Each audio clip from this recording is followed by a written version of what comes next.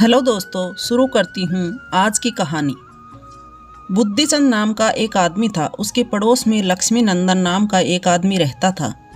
बुद्धिचंद ने अपनी बेटी की शादी के लिए लक्ष्मी नंदन से 1000 रुपये उधार लिए थे।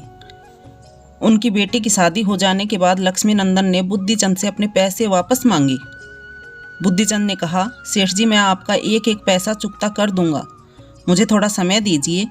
लक्ष्मी नंदन ने कहा, मेरा ख्याल था कि तुम एक ईमानदार आदमी हो, पर अब पता चला कि यह मेरी भूल थी। बुद्धिचंद ने कहा, सेठ जी धीरज रखिए, मैं आपका कर्ज अवश्य चुका दूंगा।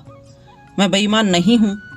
अगर तुम बेईमान नहीं हो तो मेरे साथ अदालत में चलो, वहाँ न्यायाधीश के सामने लिख कर दो कि तुमने कर्ज के बदले में अपना मकान मेरे पास गिरवी रखा है।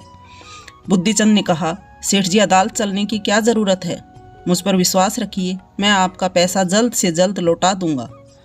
पर लक्ष्मी नंदन ने बुद्धिचंद की एक न सुनी। वह अपनी इस जिद पर अड़ा रहा कि बुद्धिचंद अदालत चलकर दस्तावेज पर हस्ताक्षर कर दे। वास्तव में लक्ष्मी नंदन बुद्धिचंद के मकान को हड़पना चाहता था। बुद्धिचंद लक्ष्मी नंदन के मन की बात ताड़ गया। उसने लक्ष्मी नंदन से कहा, मैं अदालत चलने के लिए तैयार हूँ, पर वहाँ चलने के लिए मेरे पास ना तो घोड़ा है और न। सेठ ने बीच में ही उसकी बात काटकर कहा, तुम तैयार हो जाओ, मैं तुम्हें अपना घोड़ा दे दूंगा, पर मेरे पास अच्छे कपड़े भी नहीं हैं। बुद्धिचंद ने कहा, चलो मैं तुम्हें अपने कपड़े भी दे दूंगा। लक्ष्मी नंदन ने कहा, मगर मैं पगड़ी की व्यवस्था कहाँ से करूंगा? बुद्धिचंद ने कहा, वह भी मैं तुम्हें दे दूंगा। और कुछ चाहिए? लक्ष्मी नंदन ने कहा, सेठ जी, मेरे पास तो जूते भी नहीं हैं। बुद्धिचंद ने कहा, मैं तुम्हें अपने जूते भी दे दूंगा, मगर अब देर मत करो, झटपट तैयार हो जाओ। लक्ष्मी नंदन ने मन ही मन खुश होते हुए कहा। बुद्धिचंद ने लक्ष्मी नंदन की पोशाक पहन ली, सिर पर पगड़ी और पैरों में उसके जूते पहन लिए। वह लक्ष्मी नंदन के घोड़े पर सवार होकर उसके साथ अदालत जाने के लिए निकल पड़ा। जब अदालत में बुद्धिचंद का नाम पुकारा गया तो वह न्यायाधीश के सामने हाजिर हुआ। उसने न्यायाधीश से कहा, श्रीमान सेठ लक्ष्मी नंदन का कहना है कि मेरा मकान और मेरे घर की सारी चीज़ें इनकी है, इसके लिए हमेशा मुझसे झगड़ा करते रहते हैं। मुझे सेठ जी जबरन अदालत में लेकर आए हैं। श्रीमान, कृपया आप मुझे इनसे कुछ सवाल पूछने की इजाज़त दें। न्यायाधीश ने लक्ष्मी नंदन को बुलवाया और उसे बुद्धिचंद के सवालों का जवाब देने का आदेश दिया।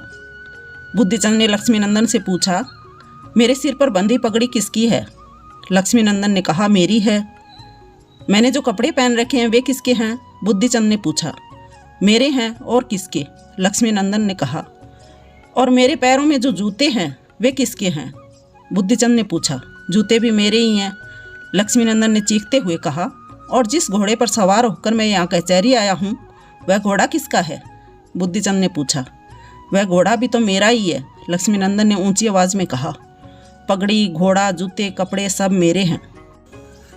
अदालत में मौजूद सभी लोग लक्ष्मी नंदन का जवाब सुनकर ठठाकर हंसने लगे।